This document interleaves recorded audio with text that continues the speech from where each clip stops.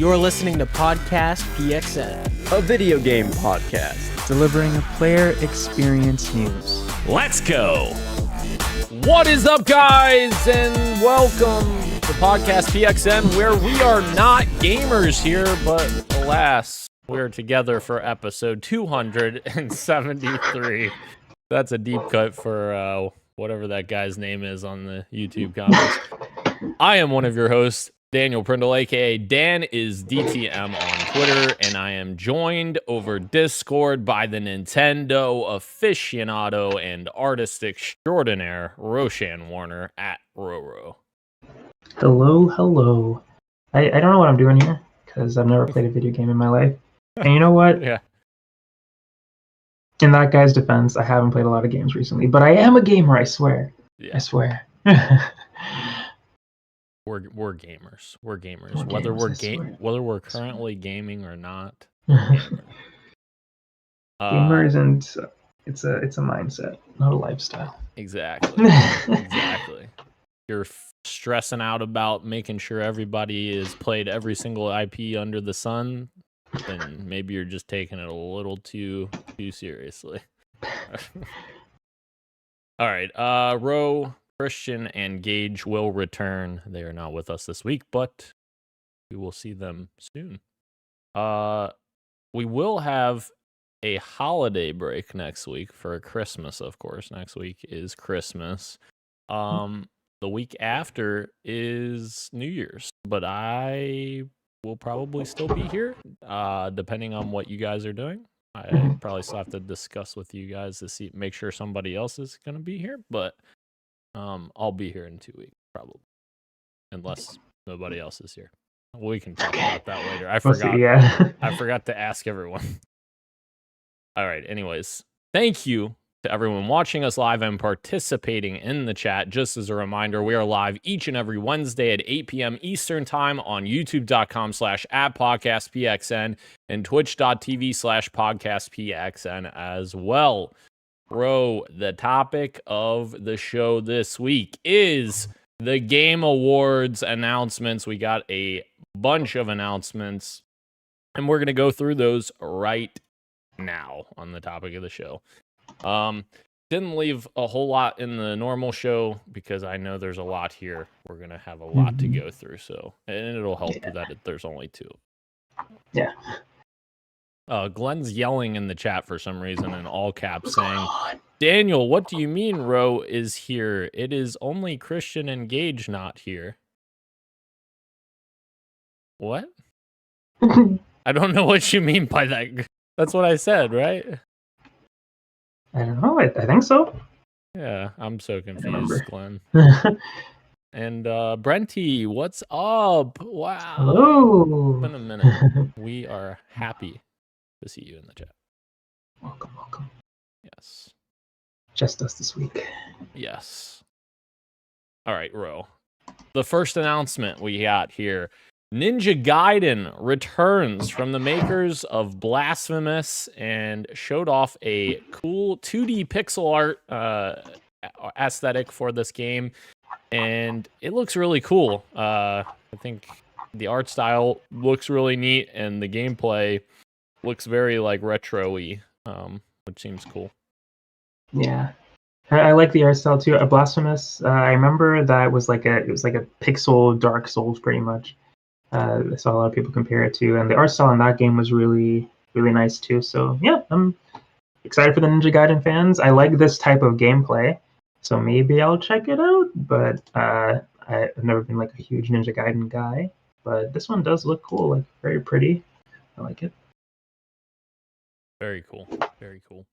Definitely gives you like classic game vibes for sure. Yeah. Then we got One Move Away, which is a game that I saw and I immediately said, this is a game that Gage is going to be playing. And yeah, of course, a half second later, he said, yeah, I'm playing this game. It was like incredible. Essentially, this game, you're stacking items in the vehicle and trying to best optimally stack these items like Tetris. Yeah. And it's cool because I think it looks like it's like also a story as you progress, like as you pack the car. Once you get that level complete, it moves on to like another time in the character's life, it seems. Yes. So it's cool to see. I think they do that in other packing simulator games. Like I forget the one with the room. I don't remember what it was called, but it also told like a somewhat of a story with the objects that you're packing, which is cool. Yeah, that is neat. I didn't realize the whole thing of packing the same car through different years until you said Yeah, that. or That's yeah, cool. or different. Sometimes it's a different car. Oh, you're right. Yeah, I was just But I trying think it's the to. same character, which is Yeah, cool. yeah, that is very cool. All right. Then we got Slay the Spire 2, which got a new gameplay trailer, and of course, this is the deck building roguelike sequel. So I know some people were excited about this, and I know the first game was well regarded. Yeah, I never got around to it myself, but and I don't know, something about the art style isn't for me. I might be in the minority about that, but yeah, I don't know. And then next, we got another little bit of a pixel art style with Dave the Diver in the Jungle teased with a little teaser trailer. And I think it's DLC. Is it DLC? Dave the Diver in the Jungle DLC. Yeah. Okay. And while this trailer was going on, I think it was either you or Gage that called out like, "This is Dave the Diver" immediately. Yeah, I got that one. That was spot on. Like I would have never got. See, look, we are real gamers. Exactly. And that is coming in late 2025. So wait for that. Then we got a look at Thick as Thieves, which is a new stealth action multiplayer game from Warren Spector's studio. Of course, Warren Spector is the famed creator of Deus Ex. And this game looked pretty cool. I think we were pretty intrigued by this one. At least Gage and I. This may or may not be your speed, but it looks interesting in terms of the aesthetic that it brings. Like it very much gives Dishonored vibes, like Gage was saying. But I think you actually were like, "Oh, this is multiplayer," and we're like, "Oh, this sounds very interesting." Yeah, you're right. Where I might not play it, but I was definitely, along with you guys, intrigued by the idea because it seemed like it was like a heist battle royale where you're trying to steal the jewel or whatever item before the other players do. Yeah. Which that sounds fun. That sounds like a nice spin on that genre, which could be cool. Yeah, that sounds awesome. Heist-based stealth with frantic action as you work to beat other would-be hustlers, which is other people, to the punch as you steal high-value treasures from fancy mansions. Exactly what you just said. That's cool. Yeah, that's cool. That's awesome. And then we got a real crazy look, which I don't think we expected this, but we did hear that Pac-Man was making an announcement, and the announcement was Shadow Labyrinth is a secret level fueled take on Pac-Man, which Gage was like freaking out because he's been watching the secret level episodes, and this game is based on the Pac-Man iteration of that episode of Secret Level, which is very cool. The gameplay actually looks pretty interesting as well. And Gage was actually talking to me about it off air about how much he enjoyed like what they did with that story for the show. So very interesting that they also made a game to kind of collab into it, tie into it. What the heck? I don't remember this, but you know, it's my fault, Ro, because I wasn't simping for anime enough. It's okay. We gotta look at Steel Pulse, which is a new mobile game from Yu Suzuki. Which let's see. Oh, this is Netflix games. Okay, that makes what sense then. Coming to Netflix games in 2025. And it's Yu Suzuki's latest game, which is a departure from the likes of Shenmue and his more recent Air Twister.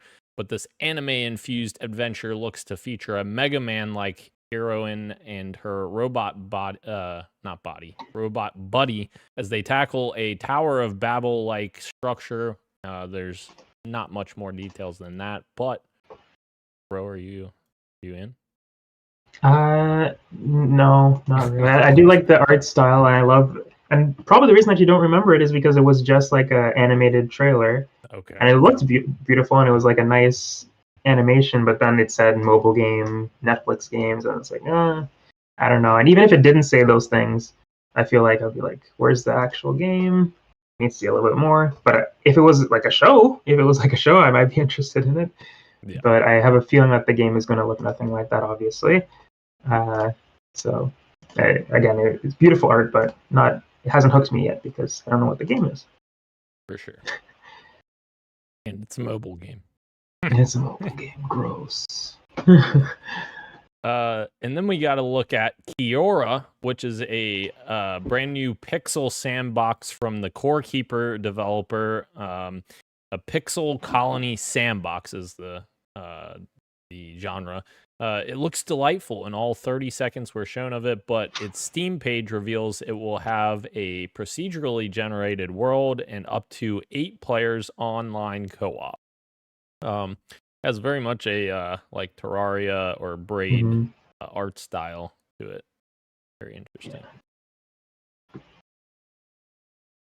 And then this one, Christian was at the Game Awards, so he wasn't with us reacting, but somebody in our stream said Christian's freaking out right now. And I think you were right. Because Christian messaged us and said, "Oh, this is awesome." And that is Rematch, which is the next game from Sifu Studio, Slow Clap, and it is essentially a Rocket League. This is my words. Essentially a Rocket League game. Mm-hmm. Stripping out the Rocket League car part, and it's just soccer. It's soccer. Which is what, it's so funny. It's like, that's what Rocket League is based off of. Yes, yeah. It's funny, but I can see why you would say that because it has the similar camera angles and arcadey. Yeah, compared to like a FIFA or something. But yeah, it looks fun. Yeah, it does. They say it's primarily built for 5v5 matches, but other modes will be coming post-launch as well as seasonal bits and pieces too. Stay tuned for that if you want a cool little arcadey football game. Better not say soccer. Football. And then we got to look at Solasta 2, which is Solasta Crown of the Magister is an enormous RPG, and now its sequel has been confirmed with an early access release in 2025, with a demo coming very soon. This is set decades after the events of the first game, and the sequel will take players to the high fantasy world of Neokos, where they'll roll dice using the D20 system to guide their party through all sorts of adventures. And they even got Baldur's Gate 3's narrator, Amelia Tyler, on board as well. This is a pretty looking game. Not my type of game, but cool for people. Good for them. Also not my type. And then, we got arguably one of the biggest reveals at the Game Awards, which was The Witcher 4 got a announcement trailer, and it was a full-fledged rendition of Unreal Engine 5, probably not running in real time, but rendered in Unreal Engine 5, and it looks insane. We got to look at a grown-up Ciri with her sword and magic fire chain, and I'm sorry. They did say it was running in real time. They said it was running in real time on an unannounced NVIDIA RTX GPU, which will certainly be announced next month. So, yeah. This game graphically, it just I think is going to be insane, obviously. But I think a lot of people were excited to see Ciri taking over the mantle from Geralt. Geralt, yeah. Yeah.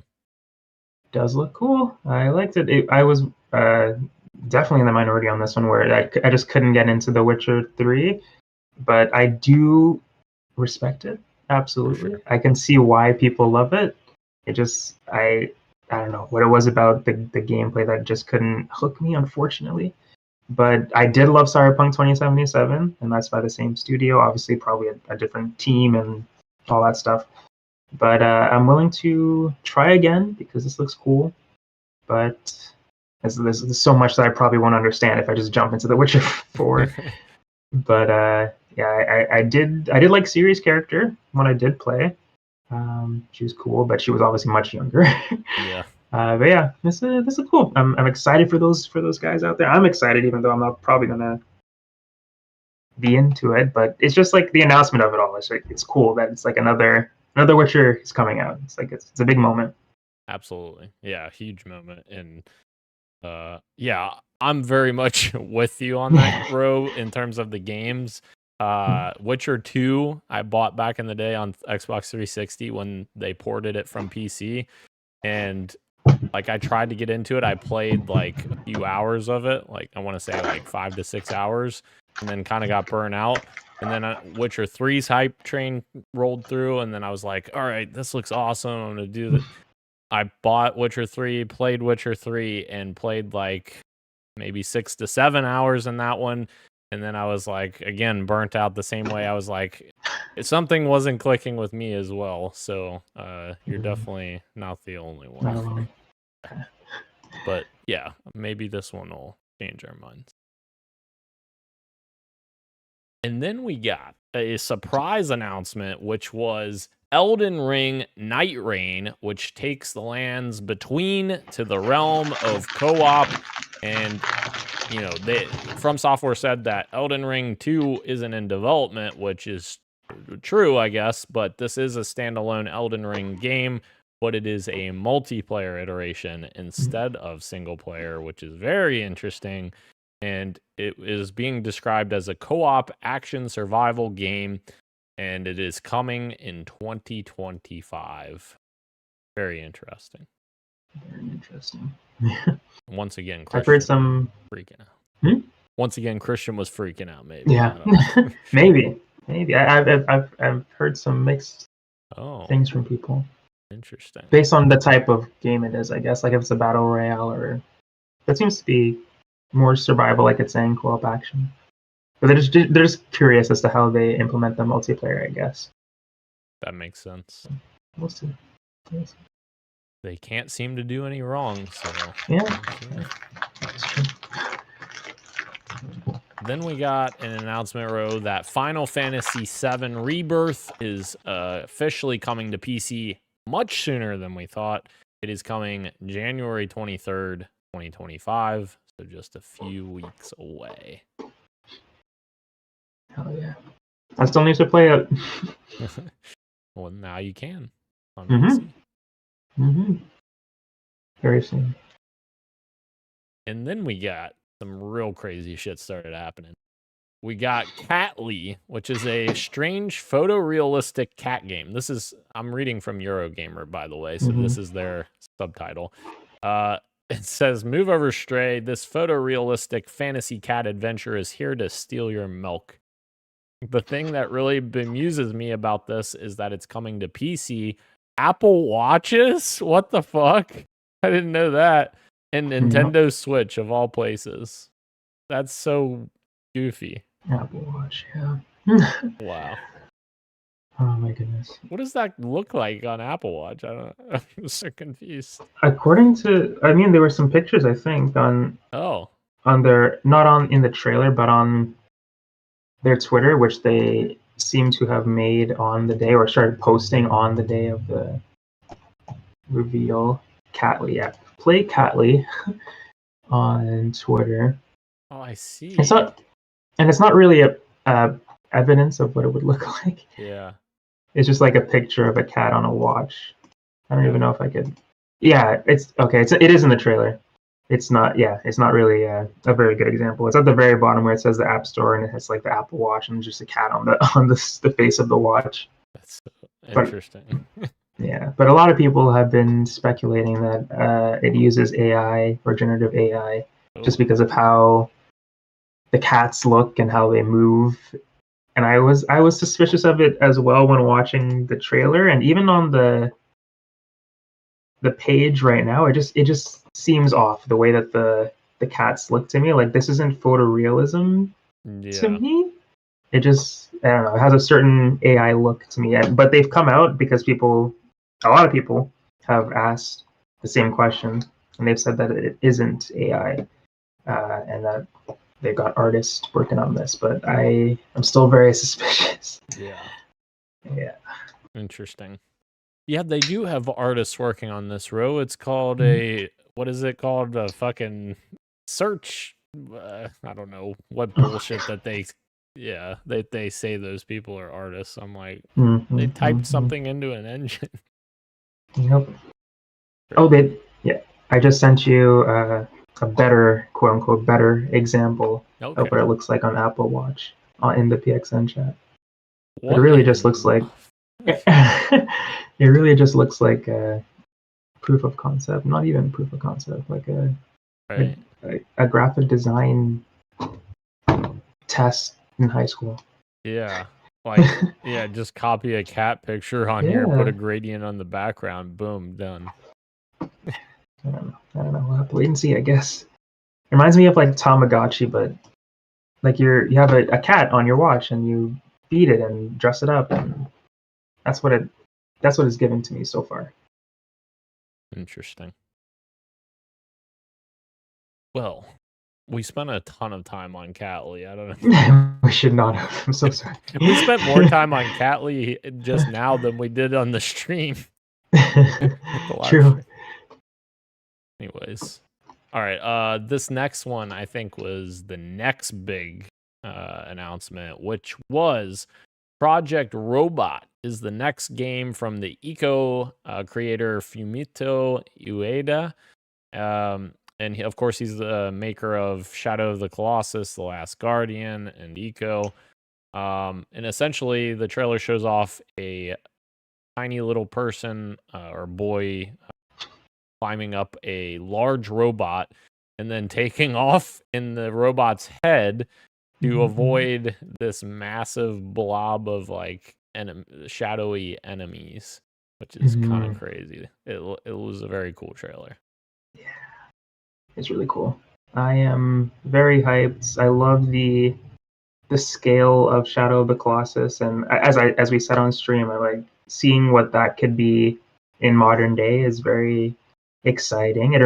This trailer reminds me of some of my favorite anime, which Gurren Lagann is coming to mind, which they have similar the robots in that anime have a similar like I'm trying to think of the right word, workings for lack of a better word, where their head pops off and they can do different stuff. But this looks cool. I love the vibes of the trailer. It's very short, unnamed game, but I love the vibes. I'm very excited for more.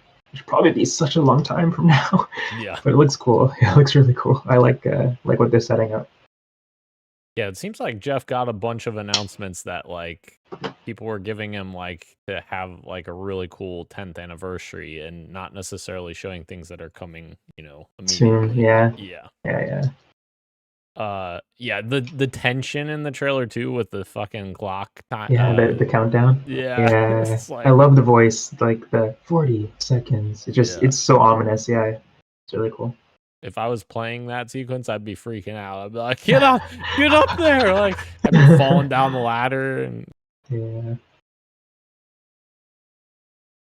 But Ro, next announcement was my most excited announcement of the entire show, which is saying something because the end was awesome as well. But this is the sequel to my 2019 Game of the Year, The Outer Worlds, and I did not expect a trailer to be shown off here. Nonetheless, a trailer for The Outer Worlds 2, but we got a release window of 2025 for the Outer Worlds 2, meaning Obsidian is releasing 2 AAA video games in 2025, Avowed and the Outer Worlds 2, which is absolutely fucking bananas. Pretty crazy. Pretty crazy. Hope they're okay. Yeah. I'm very excited for this. Yeah. God, it looks so good too. Like, I've told the story before. Like, when the podcast first started, that was the release year of the Outer Worlds, and I talked so much that the end of the year that year with Sean about why it's my game of the year, and it's crazy because when that game was first shown off, I had no expectations for the game because I saw it and it did not show well. Like, it did not show well at all for me. And I went into it with 0 expectations, and I loved that game. So, like, the fact that this, awesome.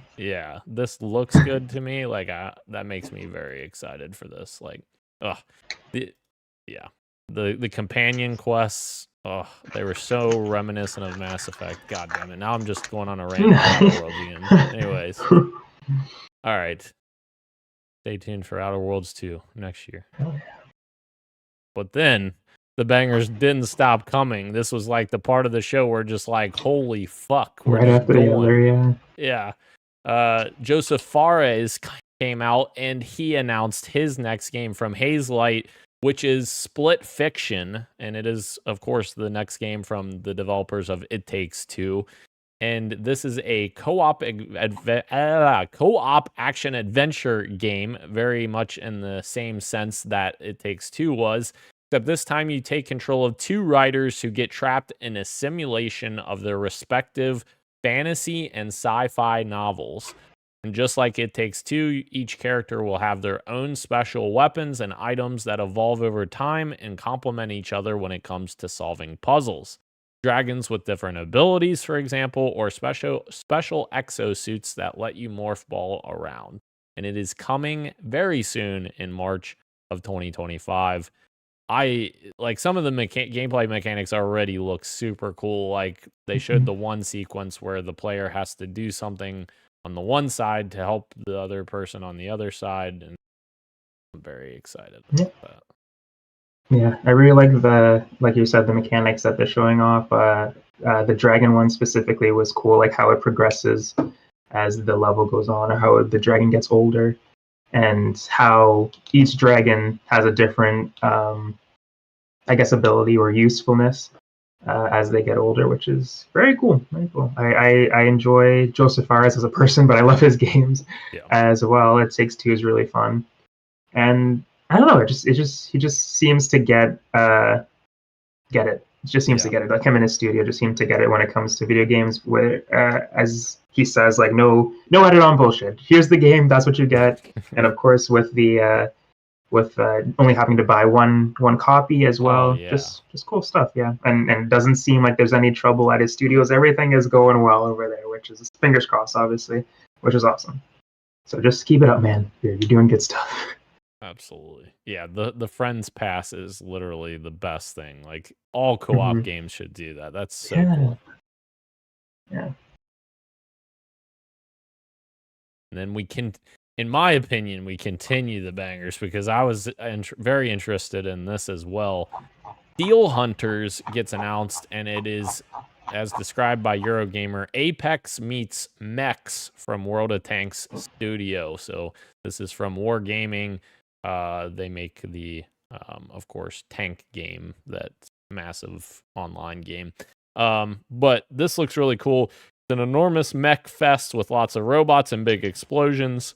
They're saying think Apex Legends, except everyone's in a giant mech suit, and that's pretty much what Steel Hunters is, which I signed up for the beta testing, which I need to play still. It's only for 10 days, and I have it downloaded. I just have not had a chance to play it yet. But I think this looks cool. It does look cool. I like it. And Apex Legends with mech suits is actually just Titanfall. That's true. That's a good point. I'm just kidding. Yeah. No, that's a good point. I mean, we would love to see that. Where's that We at? would love to see a Titanfall 3. But this looks cool. I like the designs of the mechs and how each of them have like a different, again, usefulness. I keep not thinking of better words, but they're cool. Yeah, I think this looks cool.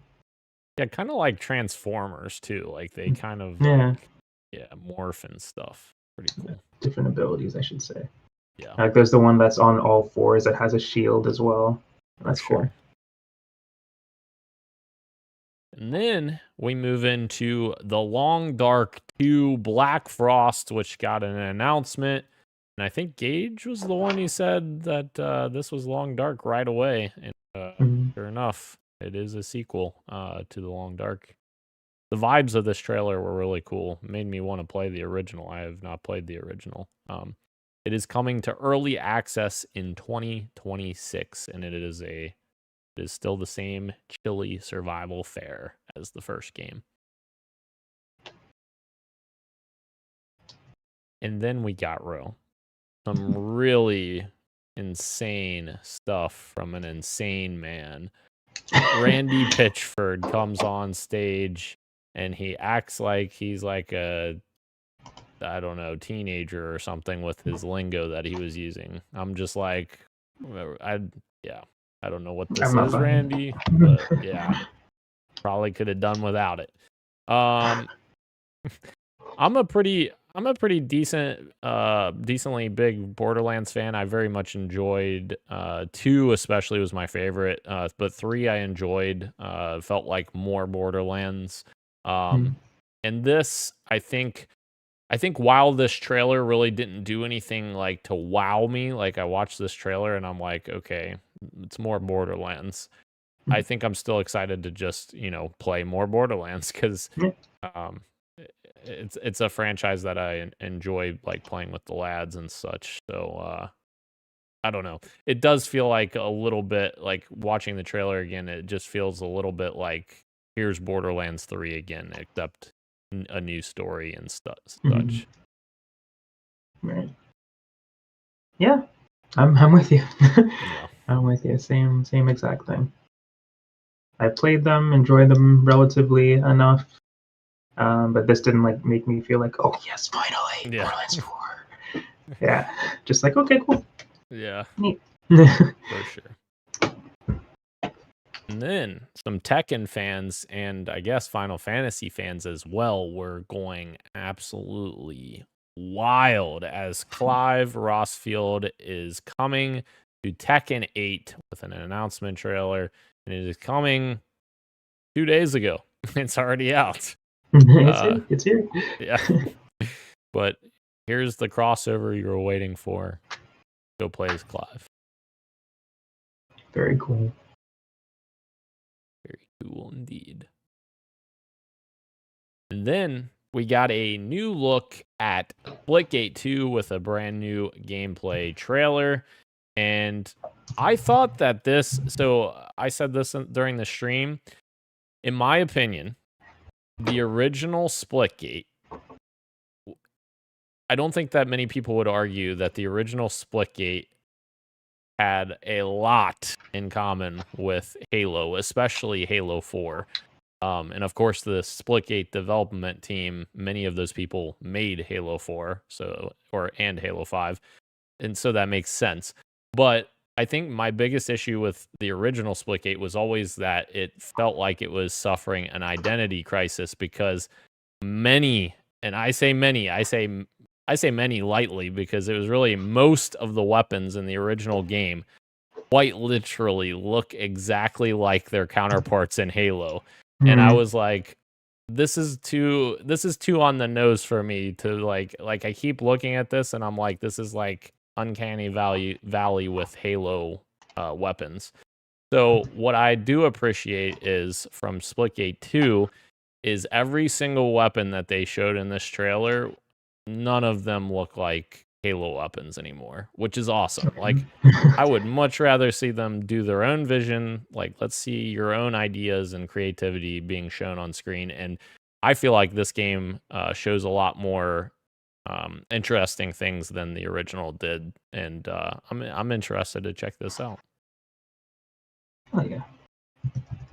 It is coming in 2025 also, as if 2025 is not filled enough. And then we got a look at Virtua Fighter returning from the makers of Like a Dragon, and you called this out, Ro. You were like, this is Virtua Fighter, and I was like, oh shit. I don't even know what that is.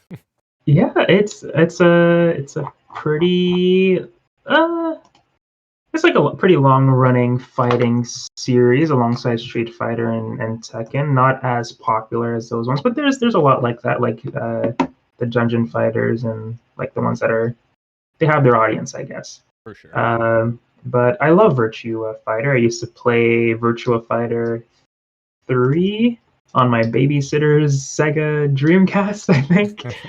But yeah, I have some really fond memories of that game specifically, and seeing those characters coming back is pretty cool, pretty exciting. So I hope it finds its new audience, just like Tekken and Street Fighter have, because I would love to try that and see those characters again in a brand new PS5, Xbox Series era. That's exciting. Hell yeah, that is very cool.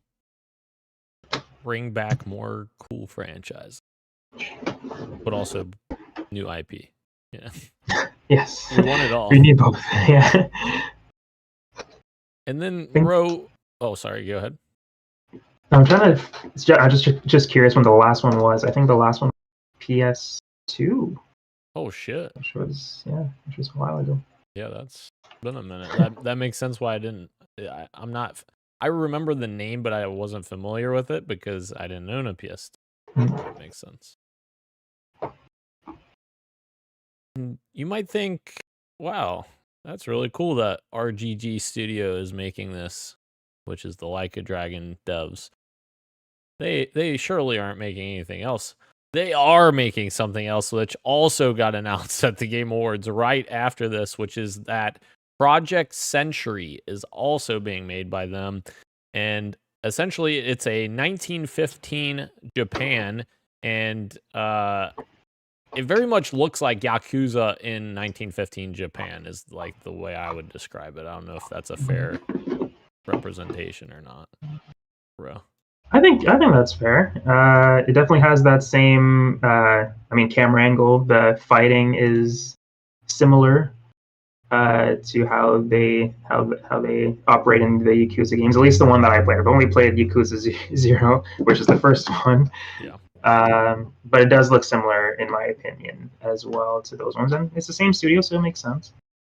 But as I said on the stream, I think this time period is like a really cool one to explore.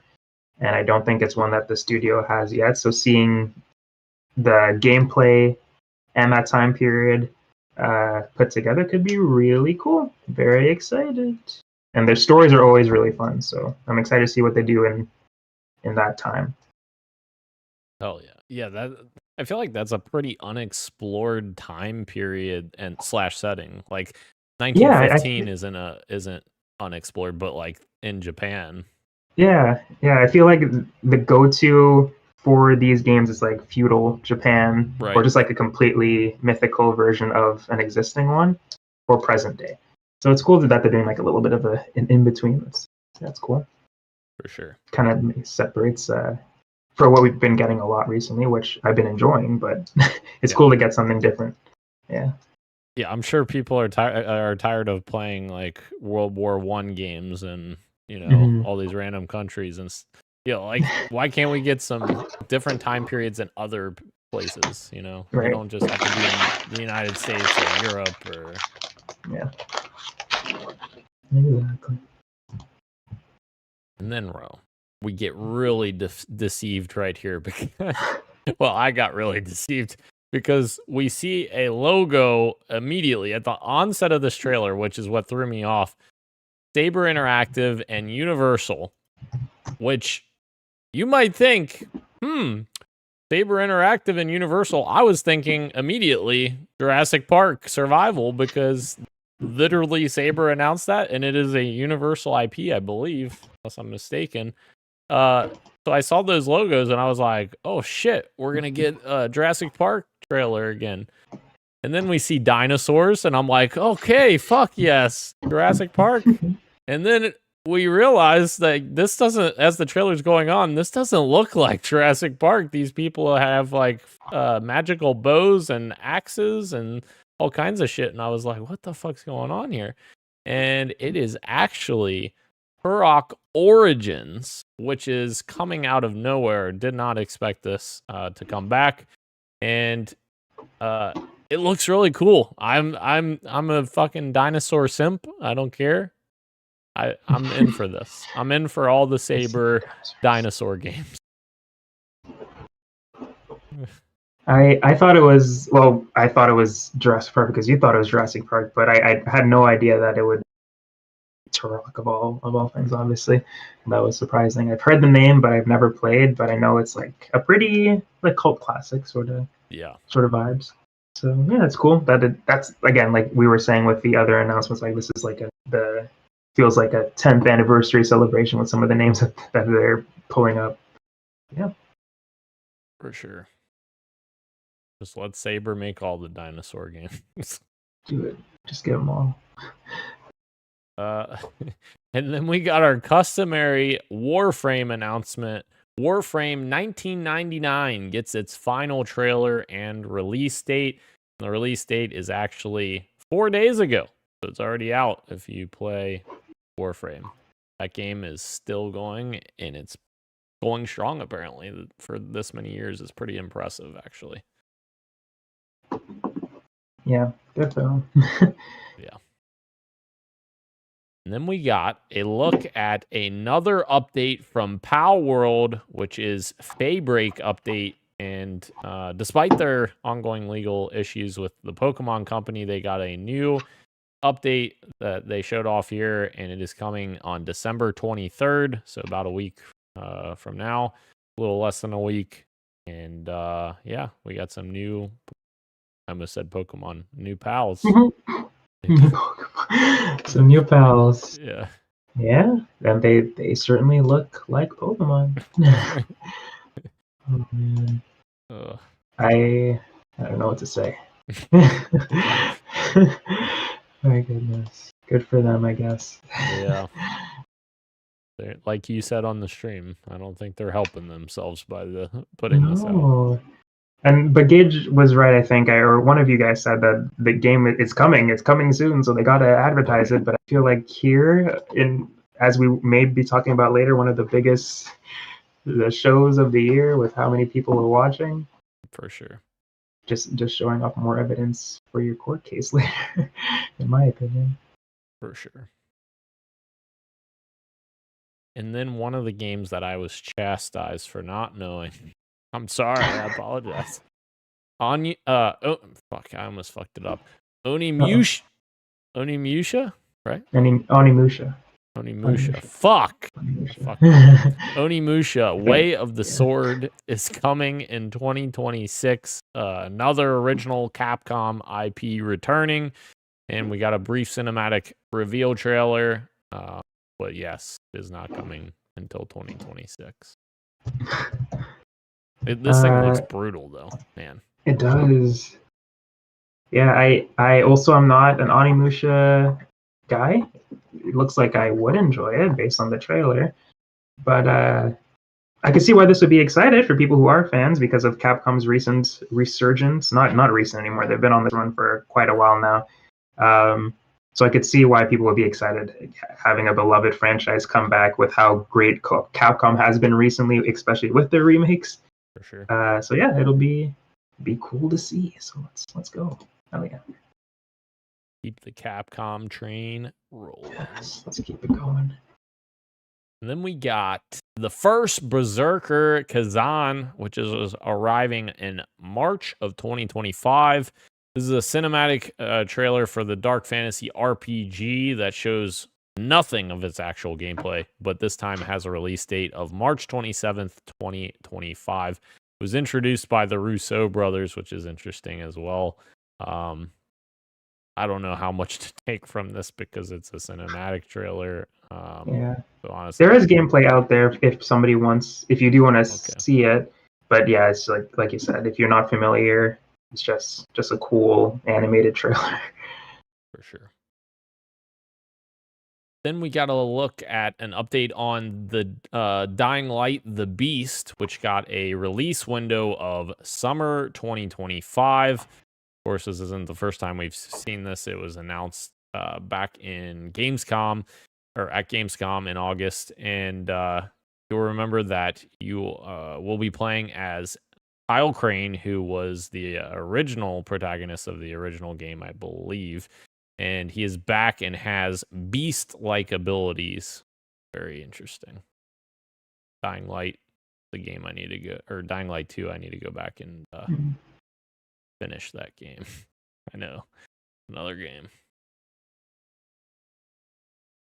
And then, bro, we got to look at another cool little co-op game called Stage Fright. And it is the new game from the makers of Overcooked. And this one looks really cool as well. And actually, it is kind of funny how similar this game is kind of going for a similar audience that Split Fiction is going for, with having a co-op adventure kind of split down the middle. Which I'm sorry. This is the game. I got this.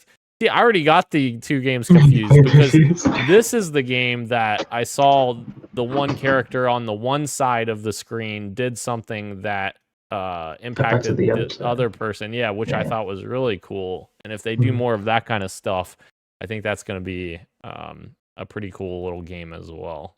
Yeah, it did look cool. I like the art style. Overcooked is fun, so I'm sure they're cooking with this one too. But yeah, it looks cool. Yeah, I'm interested.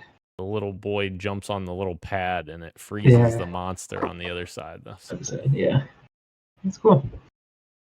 And if it's the same, I don't know, I'd have to look again. If it's the same level, but like a different, it does look like it is. Like it's the same environment, but just like from a different time period, a different genre or of play, which is cool.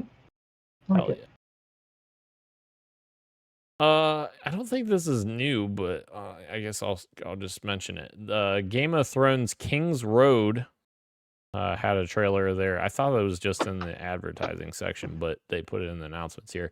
It's coming in 2025, and I don't know about that game. Doesn't look that good. And then we got another PlayStation announcement coming to PC, or PlayStation game coming to PC, which is The Last of Us Part 2 Remastered, coming to PC, and it is coming on April 3rd, 2025. Yet another 2025 release. Cool for people to be able to complete their story now after playing Part 1 on PC. Very cool. And then, is when you were cooking, because Sonic Team Racing Crossworlds was announced with a new trailer, and we got a little look at Shadow. Yeah, I'm excited. I like me some kart racers. I love me some Sonic, of course. So yeah, I'm looking forward to it. I saw somebody that noticed one of the hoverboards on the wall when Shadow was turning on his car. Like there's some drape curtains over a hoverboard, which is from this game Sonic Riders, which could either be a hint at Sonic Riders coming back. It could also be that one of the vehicle options in the game is the hoverboard, or it's neither of those things and it's just there. Which it's more than likely just that. But either way, I'm excited to see more from this game. You know, it's funny. You said Sonic Riders, and I immediately thought of Sonic Free Riders, which is the Kinect game. The Kinect game. Actually, I enjoyed it. It was fun. Sonic Free Riders. Yeah, it was the Kinect game, so it was on 360. But I didn't realize there was another one called Sonic Riders also. Yes, Sonic Riders was the original one. Okay. Interesting. Came out on the game. Well, at least I played it on the GameCube. It probably came out on PS2 as well. Probably. Yeah, that's a fun game. Very cool. Very cool. And then, we dive into Mafia, the Old Country, which is coming summer 2025.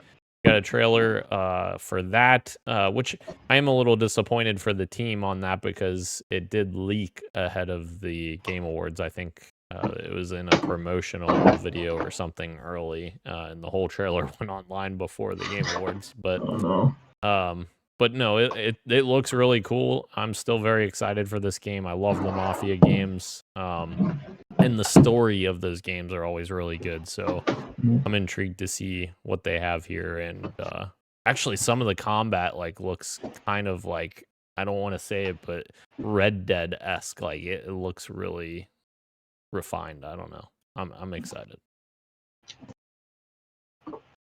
And then we got to look at another very cool game. Like we just banger after banger.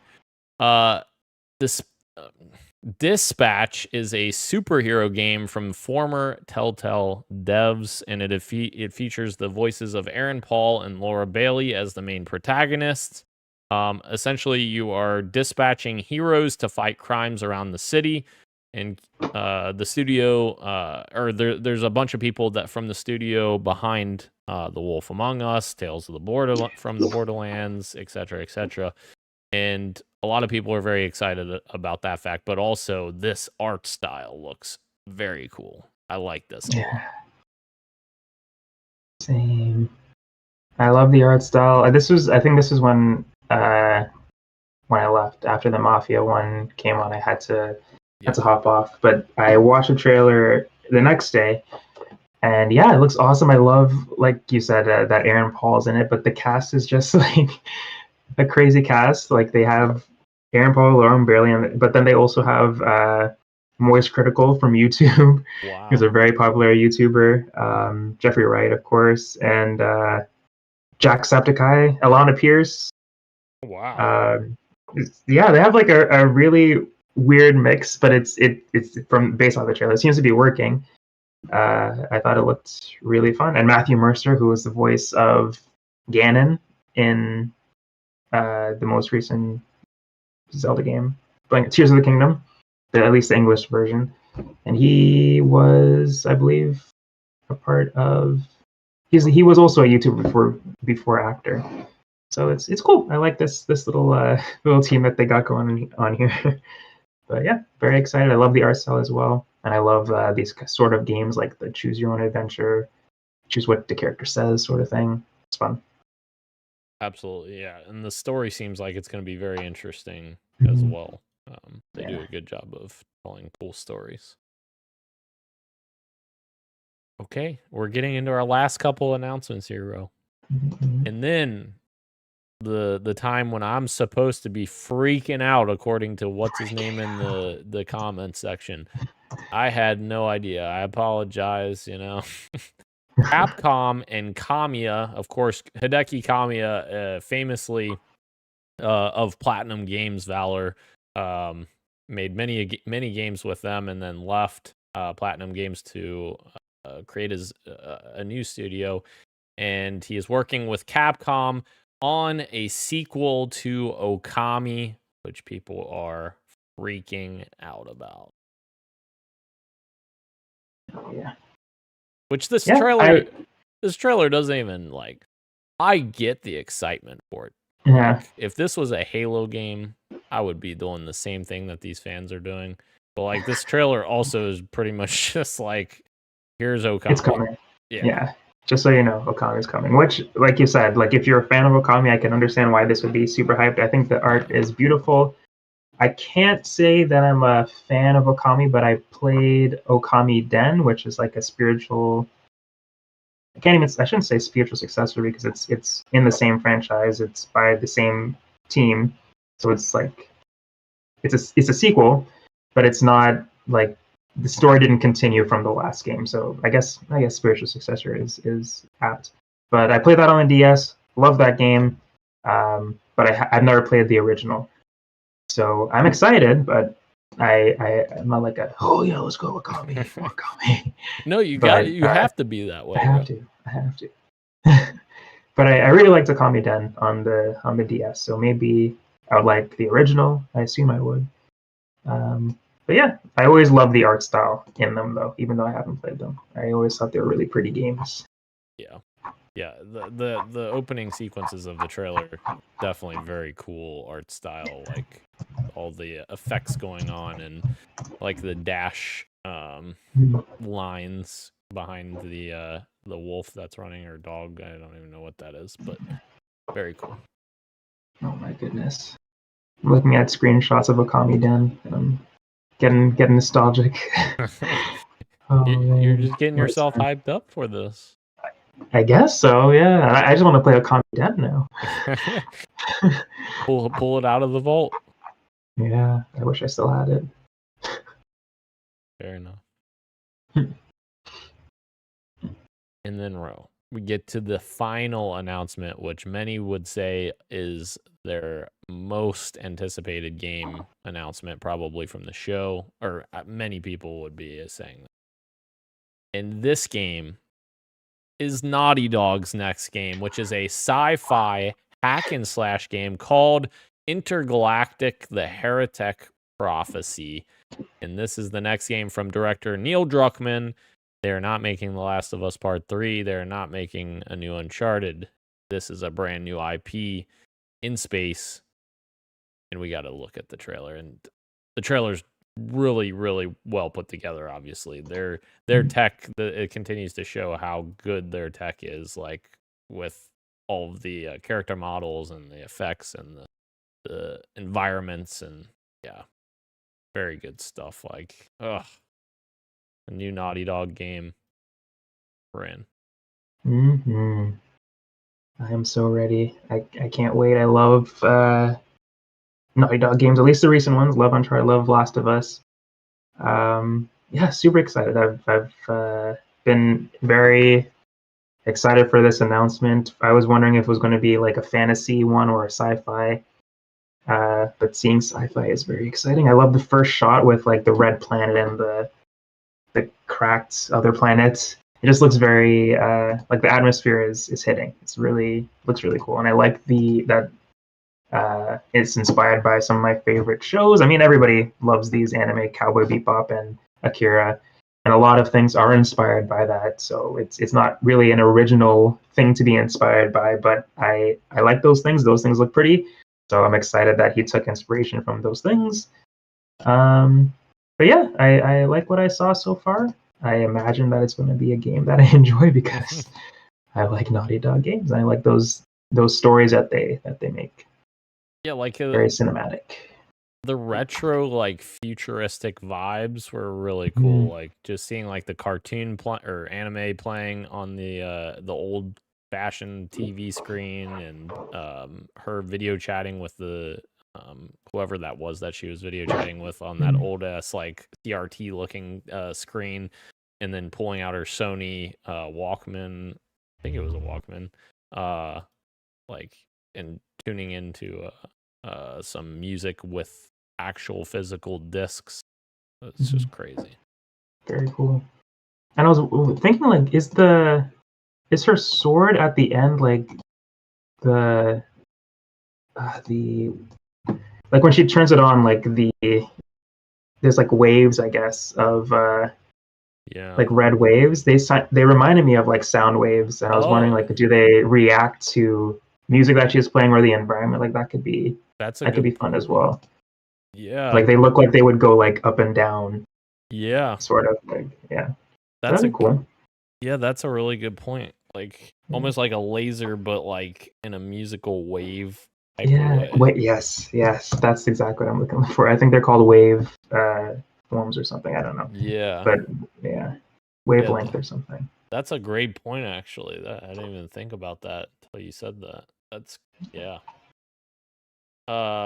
we do have a little bit more information since the trailer dropped. Naughty Dog posted a lengthy post. Well, not lengthy, a little bit of a post here. So Intergalactic stars their new protagonist, Jordan A. Munn, who is a dangerous bounty hunter who ends up stranded on Sempira, which is a distant planet whose communication with the outside universe went dark hundreds of years ago. In fact, anyone who's flown to it, hoping to unravel its mysterious past, was never heard from again. Jordan will have to use all her skills and wits if she hopes to be the first person in over 600 years to leave its orbit. Beyond that, we're keeping everything about the story under wraps, at least for now. What we can tell you is that this game lives up to the Naughty Dog tradition of creating an emotional, character-driven, epic journey.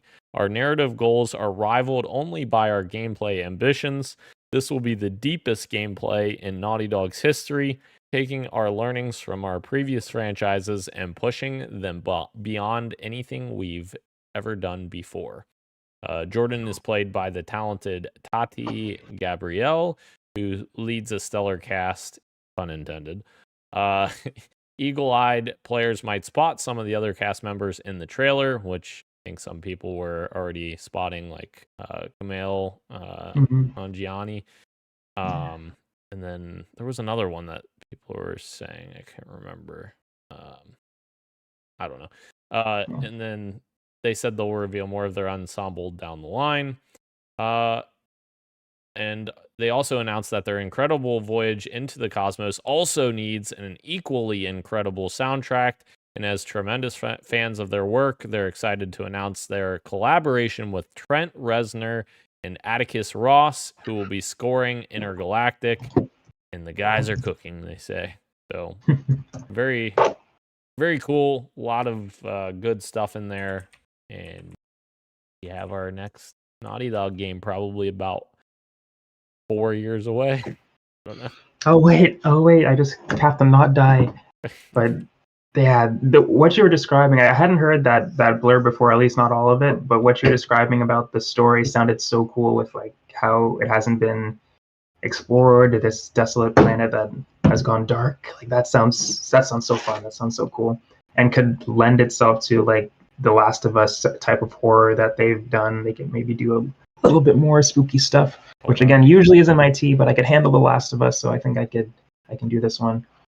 But yeah, it sounds really cool, and it being deeper, their deepest gameplay yet, which is again huge to say coming off of The Last of Us Part 2 with all the improvements that they made with that game. So I can't wait to see what they do with that. I know that Christian was popping off when he heard about the Trent Reznor and Atticus Ross, I believe. Yeah. For the music, I'm not familiar with them super like Christian would be, but I think Trent Reznor did the Challengers music. I think, not sure, but that soundtrack was really cool, really fire. So I can only imagine what he's cooking for this one. Yeah,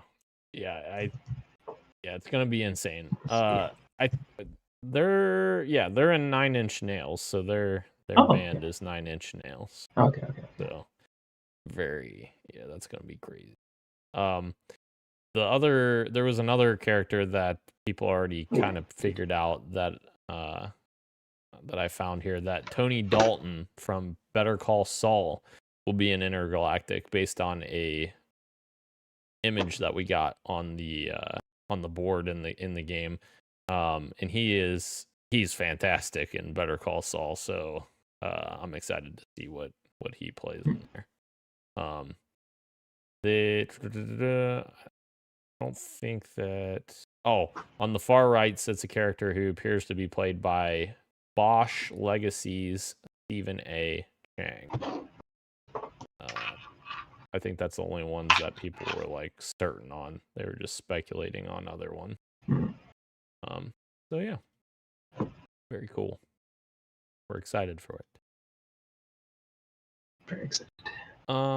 Jeff did give us some numbers that they're humbled and thrilled to share that the Game Awards 10th anniversary show delivered 154 million global live streams, which is their most watched show ever. And he's giving thanks to the team and such for believing in the Game Awards. Which I always find, I said this in our chat, but I always find it interesting that he says 154 million live streams. Like, what does that mean exactly? Like, does that mean like someone like opened the live stream and then like, what if they open another one? Does that one also count? Like, it's just a weird. Right, yeah. Like, why wouldn't you Like it just say doesn't say like, viewers? yeah, Yeah, I see what you mean. Like it could be raising the number right. by Artificially. saying live stream. Yeah. But I see what it you has mean. increased from previous years where he Yeah. measures the same metric, so Mhm. it is seeing a steady increase. But what do you think, Ro? What were your thoughts on this year's show? Do you think that it got better? Do you think it improved over last year?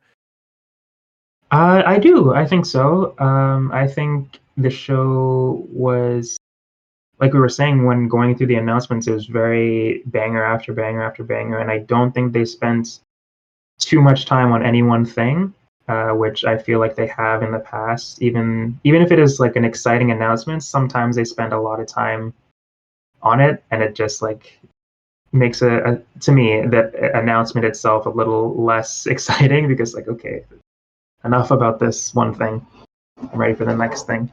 And to a degree, I guess that yeah, I think that's good that they don't do that, because not only are they giving more time to have other announcements, but they're also giving more time for the awards, which is something that people have been very vocal about, where you're doing more announcements than awards, which they'll always be the case. But I think they did a good job on balancing the two a little bit better this year. Of course, there are a lot of awards that are set off screen, but that's just been how it is for this entire time. But yeah, I think they did a much better job. I enjoyed this show, I think, a lot more than previous years for sure. Yeah, I agree with you. I think definitely last year needed a lot of improvements, and a lot of people had conversations on what that looks like. I think some of the complaints of the Game Awards will never be fully satisfied by everyone, because I don't think that, Jeff Keighley's Game Awards are necessarily what everyone wants them to be.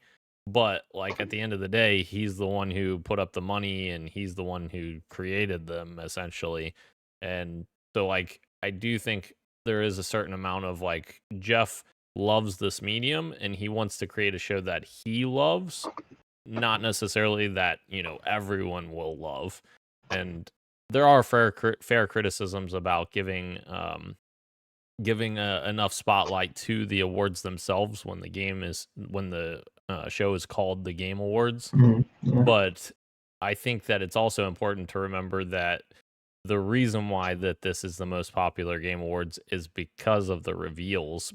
As sad as that is to say, that's what people come out to see. Like they want to see like what are these big reveals that are coming out. And this show's reveals were the best that they've ever been. And I was happy with the amount of time they gave developers to speak on stage this time for the ones that did get to take awards on stage. But there's always improvements that could happen. So and I think the as you said, like it does seem that it's more of an announcement show than an award show. Yeah. But I think the announcements, as you said, put more eyes on the show, and therefore put more eyes on the developers when they do get the time to speak, because I hope most people continue watching for the next big thing and still watch those developers talk about their game and how happy they are to see it. So in a way, it also helps bring eyes and attention to the people that work on the game, even though to us it doesn't seem like it's enough. I think it's saying it's better than nothing is kind of a cop out sometimes, but in this case I think that it is better than nothing, and I'm glad that he does the show. And of course, like you said, there's more improvements to be made, and there are award shows out there that don't do that. For sure. But as we're saying, those don't get as much views and attention by the general audience, and it's because they don't have announcements there. So it's kind of like a weird give and take, and I understand why people think that the take should be a little bit more to the devs, but I don't know.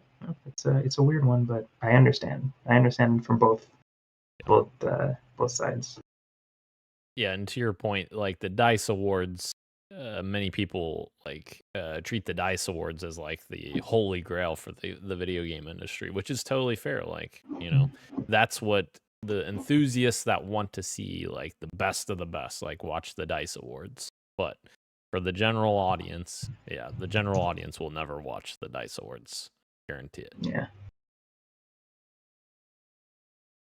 All right, bro. Let us dive in real quick into our news items. We have one news of the week item, which is Switch 2 has some new rumors that are heating up. We got a look at a shell casing from a case manufacturer that maybe accidentally posted this online. Essentially shows the exact design for the Switch 2, which unsurprisingly looks very similar to the original Nintendo Switch. The back side of the triggers has one more button, which I think is to release the Joy-Cons, the magnetic Joy-Cons on the new Nintendo Switch. But also, I think they said it's also a button, which I don't know how that works. Like, how do you not like release the Joy-Con? That'll be interesting. Yeah, when you're pressing. Yeah. Yeah. Interesting. Yeah. And we also got some information. This is from a Reddit post, but a lot of this has already been backed up by other people, so it seems very very possible that it's legit. But do take it with a grain of salt because this is Reddit. They're saying the console is called Switch 2 and the logo is the Switch logo with a giant 2 on the side. Their units were dark gray, but apparently there is a full white SKU where both Joy-Cons and the tablet match. And another special edition of the SKU, which is themed around a game with 9, which is an obvious hint towards Mario Kart 9. The console doesn't really feel heavier than the current Switch. The buttons and sticks are marginally larger than the current Switch. Magnetically attaches the Joy-Cons to the console, making a mechanical click sound. It has 2 back buttons that are indeed the Joy-Con release buttons. They heard the They heard the reveal is next month for a Nintendo meeting, and he said that he thinks they may be referring to the investor meeting on February 4th, 2025. He said the dock has the same ports of the Nintendo Switch OLED dock, but it is a bit larger and curved, and so much of the screen pops out. He said the game cart slot looks the same as the current Switch. The top side of the Joy-Con, when detached, has a surprise feature, whatever that means. And and the magnets themselves are buttons, what he said. It has an LCD screen, so not an OLED. ZL and ZR buttons are larger than the current Switch, and the sticks are going to be Hall effect sticks, so no stick drift, hopefully, with those. A lot of stuff. Yeah, I'm just getting excited for the inevitable announcement that hopefully is coming, as they say, very soon. And Mario Kart 9 as a launch title would be insane. Yeah. That'd be kind of nuts. I mean, they literally skipped Mario Kart for Switch, right? Like, because that was just a port. It was just the Wii U game. They obviously added tracks and some characters, but it was like you say, essentially the same game, just DLC pretty much. Yeah. But yeah, I'm excited. I'm ready for the Switch 2 and what other games they are bringing with it, and that it's backwards compatible apparently with the Switch cartridges has me very excited as well. Just keeping that library as one, which is very smart. Yeah. Does it surprise you at all that they're doing the name as just Switch 2? Switch 2? Yeah.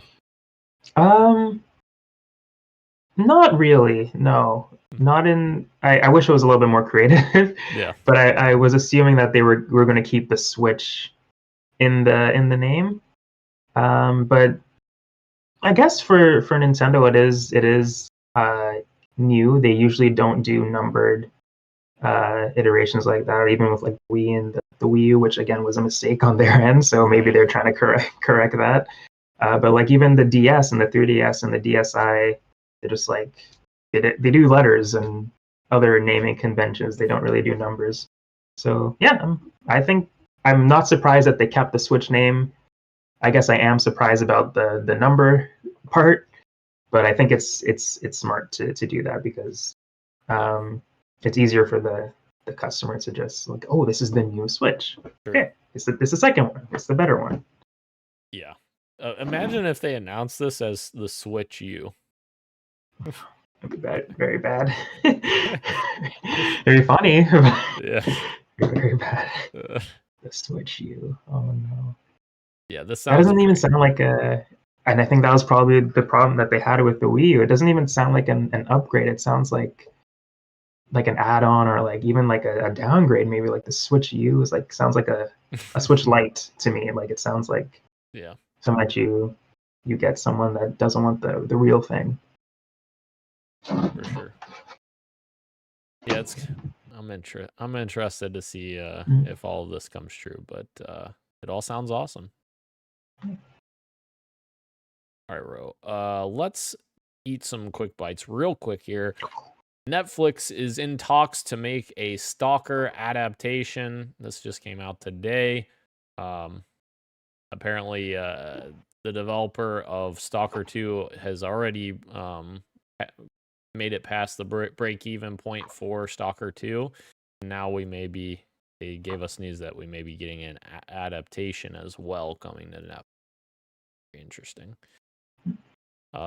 Ro, we have some exciting news that Sonic 3 has debuted at an 89% on Rotten Tomatoes. We're excited about that. So excited. I've been seeing people who I think Christian is the one who shared in the chat, people who didn't like the first two really enjoying this one. So I can only imagine as someone who enjoyed the first two how I'll feel about this one. Yeah. Yeah, very, very, very excited. Looking forward to it a lot to see how they pull this off. It is not only the highest score of the trilogy, but is one of the highest scores for a video game movie. Oh, hell yeah. Love to see that. Hell yeah. Obviously, it's still pretty early, and the people that went to see it are mostly fans, I'm assuming, like the that were invited to see it. So we'll see how that changes, but it's a good sign. Definitely a good sign. For sure. And then we got a little controversy, Ro, with a new drop for a Killzone collaboration with Helldivers 2 coming in at a higher price than people were expecting. The new armor costs 500 super credits, and the new cape is 310 super credits. The new helmet, 310 super credits. And most egregious of all, this is from IGN, the new assault rifle costs 615 super credits. And all of these items are only available for 5 days on the store before they are rotated out. Putting these prices into context, 1,000 SC costs $9.99. So essentially, you have to spend about $20 to receive this Killzone set, which I believe the entire game was like $20. So it's like, that doesn't feel great. Or maybe it was $40. I don't know. Either way, doesn't feel great, especially because they've been doing a great job with microtransactions in terms of pricing. And this is, I don't know, this is a little high, I think. And I'm all for things being like, free to play, or not free to play, sorry. I'm all for things having the ability to be unlocked and have the ability to purchase it, which in this case is the case. You can play the game and earn credits by doing challenges and stuff like that. But my problem is it's only there for 5 days. That's not not enough time. Yeah. I agree. I'm with you. Unfortunate, because I think they've done a great job otherwise. But our final quick bite, Ro, we got our first look at Exodus, which is a science fiction action adventure role-playing game from Archetype Entertainment. We had already gotten a cinematic trailer for this game a while ago, And I'm guessing they just waited till after the Game Awards so they could kind of get a little bit of their own spotlight, which more power to them, because I think what we saw looks really cool. It gives me a lot of Mass Effect vibes, and actually the lead writer on this is the same lead writer as the original Mass Effect trilogy. So I'm still very interested in this. I think you guys were kind of telling me I was crazy on the cinematic trailer, saying like it looked generic, but that's fine. I'm gonna just be excited about it. Hell yeah. I think I like this trailer a little bit more than the cinematic one for sure. Absolutely. Yeah, it does look very Mass Effect. I agree. Yeah.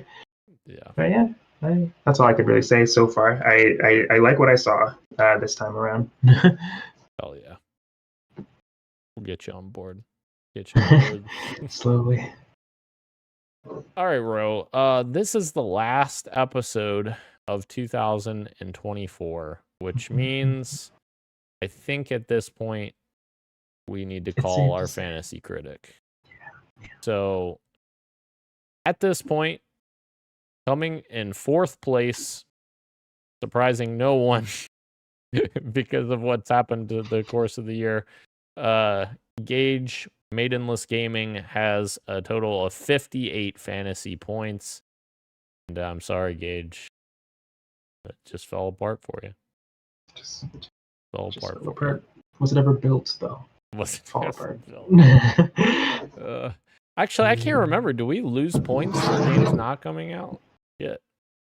Oh, that's a good question. I do not remember. I feel like it. Because it's not calculating how to play. I don't know. Our administrator's not here, so 1 second. is there? Oh, here we go. League options. Yeah, that's what I'm trying to look at.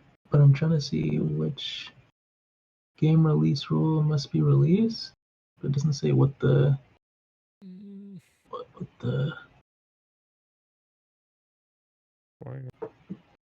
Release rule must be released. So maybe there is no negative points. Is it just 0? Maybe, yeah. Well, tentatively, this is the final. We'll come back next year and tell you for sure, but I believe this is the final result, but we'll see. And then Ro, guess who is in third place? That would be you. Romana Flowers Gaming comes in third with 153 points. I'm happy. I'm not last.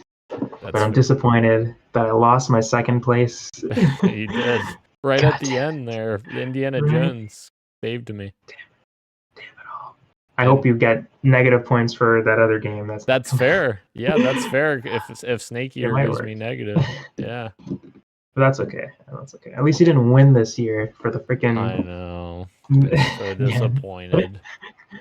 And coming in second place is, of course, ODST Publishing, which is my team, 159 points. And of course, Christian has been running away with it all year this year. In first place, Eternal Rose Software with 211 points. Good job, Christian. Well done. He is our champion. 50. And I believe that means he's going to get a controller. I think that's what we... So we'll see. We'll see when he gets that. But we're also going to be anticipating Gage eating a lot of hot wings. Very hot wings. Oh, yeah. All right. That does our fantasy draft for 2024, Ro. And now let's just end the show with what you got for me. Daniel, what do you got for me? I haven't fucking played anything really. I've been busy doing other things and had a chance to finish or continue playing Indiana Jones yet. I will be finishing that game though. Over this holiday break, I'm gonna finish Indiana Jones. You bet your fucking bottom dollar I'm coming back in 2 weeks with a vengeance. Nice. But Ro, what you got for me? I also have not played anything. I played a little bit of Pokemon trading card game Pocket, of That's fair. course. I play that every day. As I am collecting the cards, battling and stuff like that. But they recently released a new booster pack, Mythical Island. So there's some new cards to collect recently. So yeah, been having fun with that. Building some new decks to face some people. And yeah, it's been a good time. I'm enjoying Yeah. it. Yeah. Do they have like rare cards in that? Like there's like different Yeah. variants? Oh, okay. That's cool. Yeah. They have like all the like the shiny ones, the full art illustrations, and yeah, like different, like you said, different rarities as well. Yeah. Sick. Awesome. All right. Well, bro, that does it for us for 2024. We did it. We completed 2024. Mission completed. Oh yeah. Who said? People said we don't finish games. We just finished the biggest game of them all. Life. Oh my god. Oh, Which one of us has died? well, shit. I guess not finished. We finished this year of life. Yeah. Yes. We will be out next week for Christmas. So Merry Christmas to all of you, or Happy Holidays if you do not celebrate Christmas. We tentatively will return on January 1st. If not, keep an eye out on our socials. We may not. But anywho, thank you again to everyone joining us live, and I almost said participate in the chat, but that's the intro. On YouTube and Twitch, as well as podcast services everywhere, including Apple Podcasts, YouTube Music, Spotify, and everywhere else you get your podcasts. Thank you, Ro. Thank you, Christian and Gage, who will return. I am Daniel, and this has been Podcast PXN, and we are out. Much love, and keep on gaming. Happy holidays. The Outer Worlds. Yeah.